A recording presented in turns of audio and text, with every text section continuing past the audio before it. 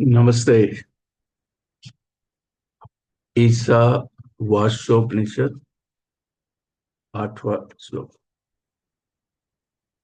स पर्यगाच्छुक क्रम कायम व्रणः मस्ताविर शुद्धम पापम विद्धम कविर्मनीषी परिभु स्वयंभूर्या था तथ्यतो अर्थान व्यदधाच्छा अश्वत्तिभ्य समाभ्य।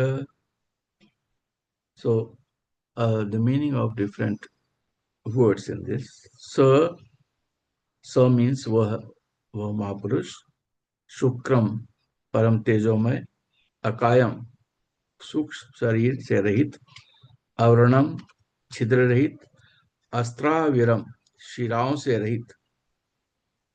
शुद्धम अप्राकृत शुद्ध दिव्य सच्चिदानंद स्वरूप ईश्वर। अपाप विद्धम शुभाशुभ कर्म संपर्क शून्य परमेश्वर को परिगात प्राप्त हो जाता है। कवि सर्वद्रष्टा मनीषी सर्वज्ञ एवं ज्ञान स्वरूप परिभू सर्वोपरि विद्यमान एवं सर्वनियंता शंभु अपनी मर्जी से प्रकट रहने वाला शाश्वतीभ्य अनादि समाभ्य अनादिकाल से यथा तथ्यत सब प्राणियों के कर्मानुसार यथा तथ्यत यथा योगी सब प्राणियों के कर्मानुसार अर्थान संपूर्ण पदार्थों की वेदधात रचना करते आए हैं। अगर हम इसको मिला लें, उसकी व्याख्या देखें तो व्याख्या का है कि उपयुक्त वर्णन के अनुसार परमेश्वर को जानने वाले महापुरुष उस परम ब्रह्म पुरुषोत्तम सर्वेश्वर को प्राप्त होता है जो शुभाशुभ कर्म जनित प्राकृत सूक्ष्म थे तथा पांच भौतिक। जब हम पंचभूतों की बात करते हैं तो पंचभूत हमारे हैं, जल है, आकाश है, पृथ्वी है, वायु है और अग्नि है। ये पांच तत्व हैं जो पंचभूत कहे जाते हैं। अस्थि शिरा मांस आदि षट विकारों से युक्त स्थूल देह से रहित छिद्र रहित दिव्य शुद्ध सच्चिदानंद घन ईश्वर है। तो इसमें हमने एक शब्द का यूज किया, षड विकार युक्त। तो षड विकार कौन कौन से हैं? जिन 6 विकारों की बात कही गई है वो विकार कहिए या उसको चेंजेस कहिए या डिफॉर्मेशन कहिए, एक ही बात है। तो षड विकार है, पहला है एग्जिस्ट, मतलब वो अस्थि। दूसरा है बॉर्न, उसका जन्म होता है, जन्मते। तीसरा है ग्रोस, बड़ा होता है। चौथा है मैच्योर, विपरि परिणमते, मैच्योर होता है। पांचवा है डिटेरियोरेट, उम्र के साथ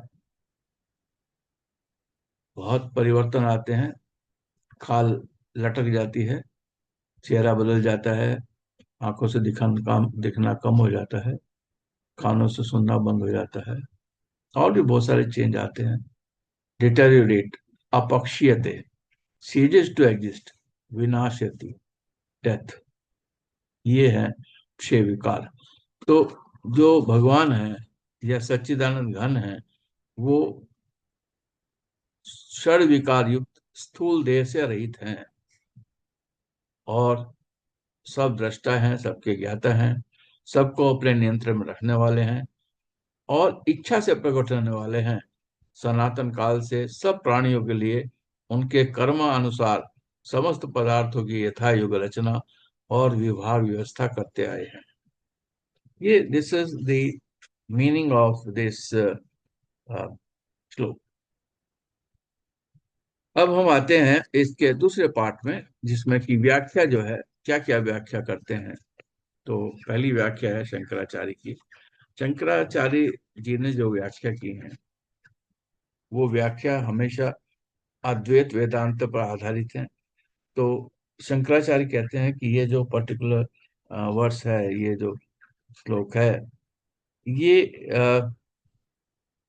ये एम्फेसाइज करता है कि जो सच्चिदानंद घन ब्रह्म है वो फॉर्मलेस है, और जो ब्रह्म है वो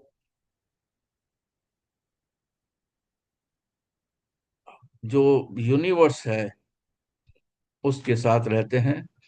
और ये यूनि जो संघार है उससे परे है, यानी कि इनको किसी तरह की कोई भी जो प्रॉब्लम्स हैं वो नहीं होती हैं, जो हमारे शरीर में जो प्रॉब्लम्स होती हैं वो नहीं होती हैं।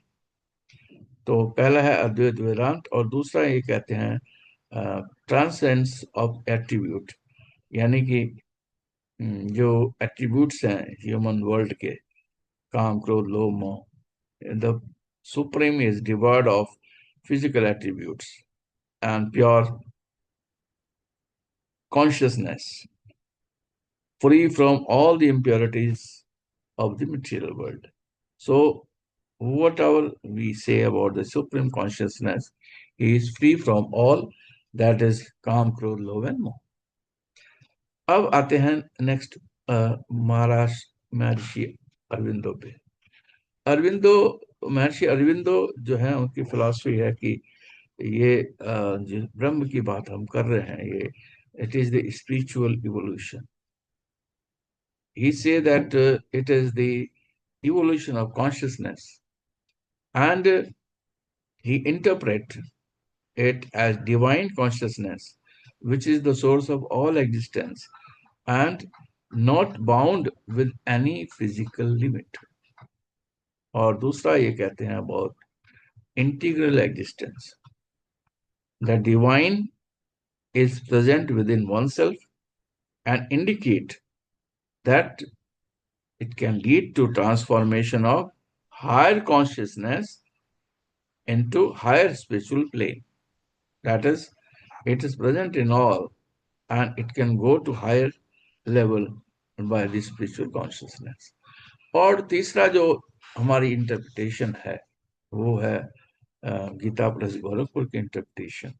और गीता प्रेस गोरखपुर वाले दो चीज पे जोर देते हैं, एक भक्ति पे, डिवोशन पे, एंड दे से कि devotional, they say about the devotional aspect of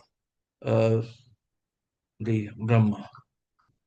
And they say that the supreme being characteristic foster a sense of devotion and surrender. We have to surrender in the individual. And then they say about the purity and liberation.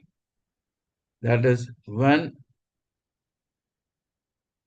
we are talking about Brahma or supreme consciousness, he is from all sin and all type of impurity. That is, in this verse we are saying papa vidham. So he is free from all papas, all sort of sins and all sort of impurity, and he leads to liberty and the spiritual fulfillment. और अगर हम इसको देखें पूरे, तो एक गीता में एक श्लोक है, अध्याय 9 श्लोक नंबर 22, अन्यान स्तिजन्तो माम ये जना पर्युपासते तेषां नित्याभियुक्तानां योगक्षेम्यं वहाम्यहम्. And the meaning of the shloka is that to those who are constantly devoted and who worship me with love, I gave the understanding by which they can come to me. So if you see what is the relation of this shloka with this particular words. So there are three things. The one is transcendence. That is, if you see the shloka, that emphasize of supreme nature and approachable through devotion and pure thought. And second is about the purity, that those who sincerely seek supreme with devotion will attain knowledge that leads them beyond material entanglement. Resonating with the idea of purity, viraja. And third is divine grace.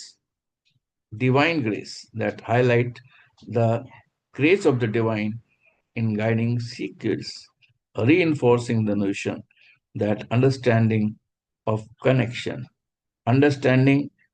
and connection with Supreme come from dedicated worship and devotion. And if we see in all nutshell, then we can say that there is one, you can say him as Supreme Consciousness, you can say him as Brahma, or whatever, I mean, whatever you feel, you can say them. And there are two things uh, that we have to understand. The one is uh, uh, जो जितना व्यापक है वो उतना शुद्ध है, और second एक कि हमें ये सोच के हमारा जो दृष्टिकोण है, सोचने का तरीका है, वो भी व्यापक होना चाहिए. So with this, that we have to think universally, we have to think pure, and if we have the universal thought, then our life will be successful. So we have to think of the universal consciousness. So uh, with this, come to an end and start the next series. Thank you very much. Namaste.